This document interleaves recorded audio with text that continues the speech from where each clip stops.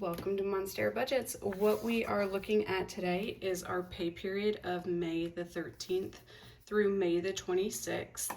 I have my May calendar spread in front of me so I can see all of the bills that I need to pay are in this hot pink color.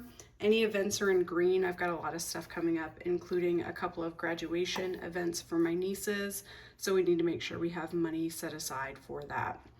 So what I'm going to do is utilize my budget calendar and my paycheck budget tracker sheet and just see everything I can pay as far as bills with this paycheck, and then look at our variable expenses and sinking funds.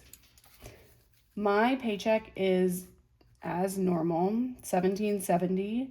We are going to see what we can get away with as far as just bringing over $250 from my husband's account. School gets out on the 27th, and in Florida, in our district, teachers do not get a paycheck over the summer.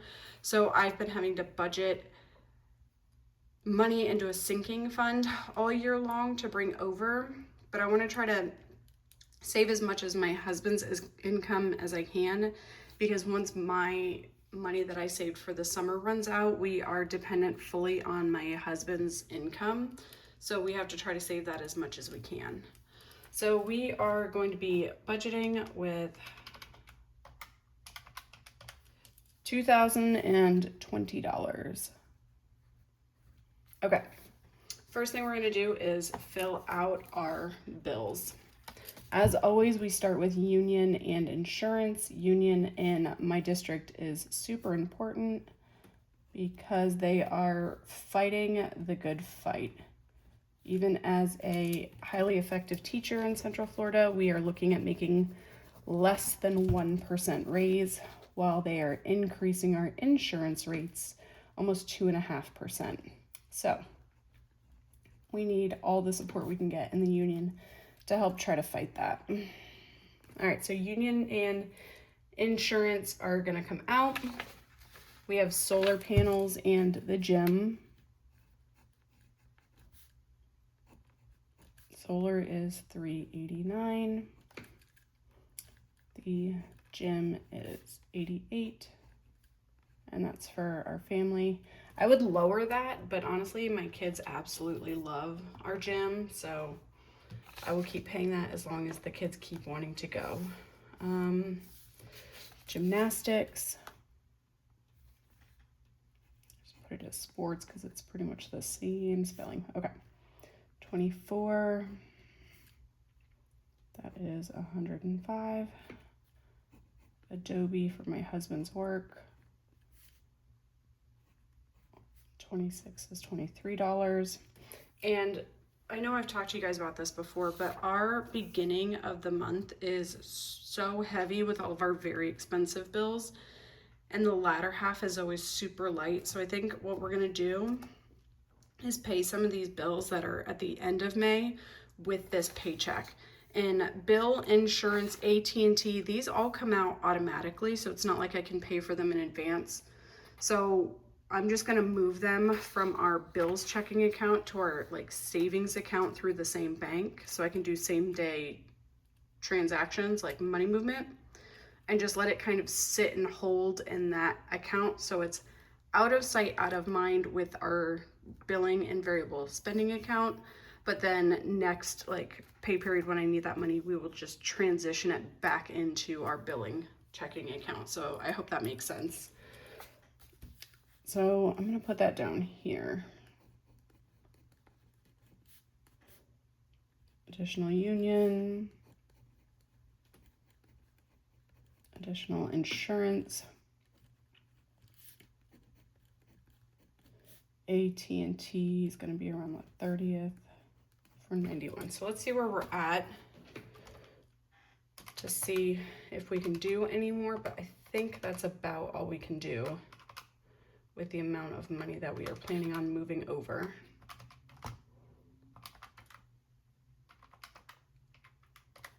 $886, yeah, that sounds about right. Okay. So now I know how much money I'm planning on spending towards bills and minimum payments. I'm gonna take my total, I'm going to subtract that $886 and we are left with $1,134. All right. Now we're going to go to variable expenses. These variable expenses are, I mean, they're going to be different for everybody, right? Every budgeter is different in how they track their money movement, but these are ours. So groceries, eating out, car maintenance, oil change, tolls. In Florida, we have a lot of toll roads. Kids is any of our kid events or school. So like school lunches, all of that. Fun is family fun, or if we're going out and getting like lunch or snacks or whatever while we're out doing a family activity, I put it under fun. Home for us is home repairs, pool, garden, lawn stuff. All of that for us goes with home. And I know a lot of budgeters make home their like toilet paper, paper towels, washing, soap, dish detergent, all of that. We just lump everything with groceries. So that's ours. If you budget differently, that's why ours is going to look different. Health and beauty is all our vitamins, supplements, things like that. The cat, my husband and I, miscellaneous. So everything else is pretty straightforward. The amounts do vary paycheck to paycheck, just kind of depending on what's going on in May. So we kind of have to look at this. We're going to budget $350. We've been pretty good staying around like $340 to $370. So we're going to see if we can get away with $350 because we're going to be gone on some of these weekends. So we're going to need to input a little bit more in like fun. Eating out, we have been trying super hard to kind of keep this low. So I'm going to keep it a little low. We are going to have to do driving to go to my niece's graduation stuff. They're kind of all over Florida. So car, we're going to give it some extra money for gas and tolls. Kids, we're going to keep 30. Fun, we're going to need a little bit more. Home. Every time I try to knock out health and beauty and go, no, we're good on vitamins, we're good on supplements, something always comes up. So I like to just kind of leave this as almost like a buffer for health and beauty because I don't think we need anything, but I also didn't think we needed anything this pay period, and we ended up spending like $40 on sunscreen. So this category is a little bit of a mess for me sometimes. The cat, we're gonna budget 30 just in case. My husband and I, 30, so that's 15 each. Let's see kind of where we're at.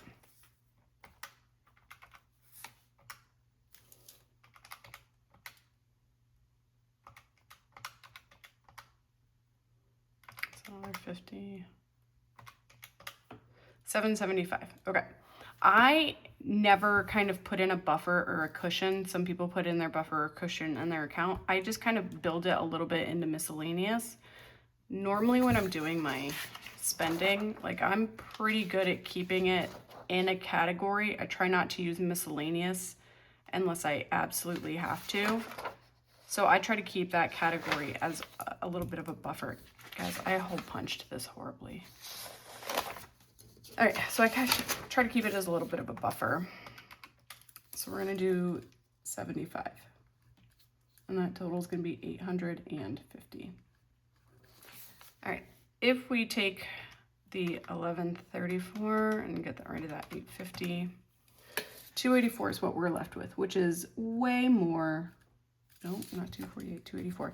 Way more than you guys are used to seeing. These things are a heaven send for me. I have them in like my little Amazon budgeting essentials link, but erasable pens, man, they are a must. All right, 284. You guys are used to seeing me left with like $12. So again, the end of the month is always so different for us. We can actually go ahead and put some extra money towards debt or savings based off of this. So we're trying to tackle our lowest balance student loan debt. We have, I think, 4, maybe 5 student loan debts, and all of the interest rates are actually the exact same. So snowball, avalanche, like we really just have to look at the minimum payment to see how much is going towards interest, because that's really going to be the biggest determiner, like for us, as far as the best bang for our buck, because the interest rate is the exact same for everything. So we are going to go down here and we're going to do our extra DOE. And we're going to do 50. So that's going to be 234. All right. I don't think I've ever actually been able to go directly to my sinking funds. Okay. This pay period on the 18th is also when we get our Ally interest account. So I usually put that up here and don't count it as like additional income to this account because it never actually hits the bills account. It sits in Ally. But I do like to note my progress on here. So I think I'm going to kind of split it. So we've got the kid's birthday. I think our goal was 600 and we are at 555. So we're going to do the 45 and that one should be done. We haven't done our car sinking fund in a little bit. And our car sinking fund for us is car maintenance, but really it's also my dad pays the car insurance bill in one lump twice a year. So we just collect our money and then give him the payment for the car insurance. And then same with cell phone bills. So we're going to do 234 minus 45, 189. So we're going to do 150 for that. 39. Nope, that's what's left over. Again, erasable pen saves the day. All right, so was this 195? So this is going to act as my buffer. So this is a little bit of a buffer because again, we never truly know what's gonna come out of these, especially with the medical stuff. And then this is our actual buffer or cushion. So with their powers combined, hopefully we don't actually have to dip into our checking account like the money that just sits there. So just so you guys can kind of see, we have 835. That's where we're sitting at right now. And then our, oh, it's up here.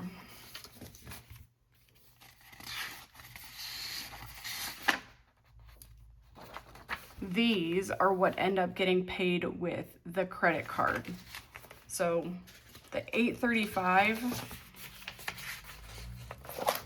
currently sitting in the checking account, and then depending on how much money we spend in our sinking fund, or not our sinking funds, I'm so sorry, the variable spending over here is how much we will put towards paying off the credit card. So the difference is usually our checking account cushion is sitting at around, once you take that off, like $200 every pay period. So that's how I handle that. But we're done with this on Tuesday. So Tuesday I'll close out this budget, I'll record, and then post it probably on Thursday or Friday just to kind of see where we are at. But that's it. Thanks so much for following along.